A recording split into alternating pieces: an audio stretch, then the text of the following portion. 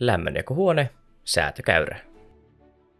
Tasaisen huonelämmön perustana on oikeanmuotoinen säätökäyrä, jonka löydät lämmönsäätimen asetuksista.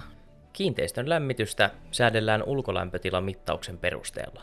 Mitä kylmempää on ulkona, sitä lämpimämpää vettä syötetään lämmitysverkkoon, eli lattialämmitykseen, lämpöpattereille tai mikä lämmitystapa ikinä onkaan kiinteistössä käytössä.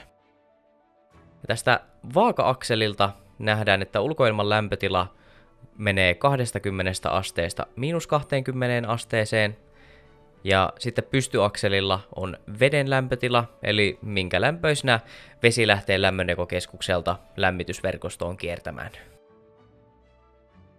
Tässä näkyy sitten asetuspisteet, ja lähdetään liikkeelle lämpimältä keliltä, eli 20 asteessa menee 18-asteinen vesi, 10 asteessa menee 27-asteinen vesi, nollakelillä 37-asteinen vesi, -10 asteessa 46-asteinen vesi ja -20 asteen pakkasella 55-asteinen vesi.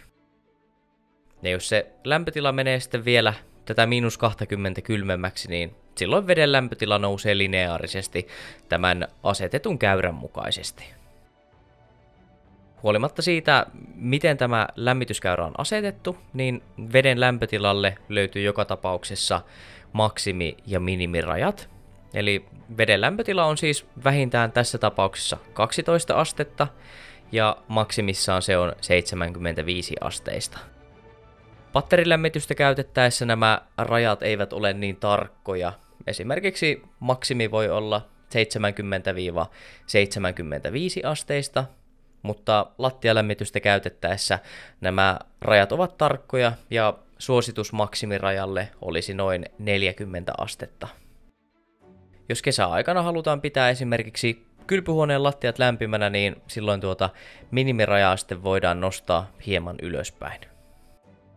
Kun lämmityskäyrää säädetään, niin se vaikuttaa koko lämmitysverkkoon. Tällä ei siis voida huonekohtaisesti vaikuttaa lämpötiloihin.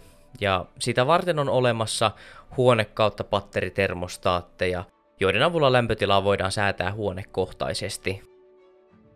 Mutta tätä itse lämmityskäyrää kannattaa pitää mahdollisimman matalana, eli tarpeetonta nostoa kannattaa välttää, koska jos tänne verkkoon syötetään tarpeettoman paljon kuumaa vettä, niin silloin termostaatit joutuvat tekemään tämmöistä edestakaisin liikettä aukaisun ja sulkemisen välillä, eikä se huoneen lämpötila pysy tasaisena. Kun käytetään matalampaa lämmityskäyrää, niin silloin nämä termostaatit pysyvät tasaisemmin auki, eikä niiden tule jatkuvasti rajoittaa sitä ylilämpöä pois.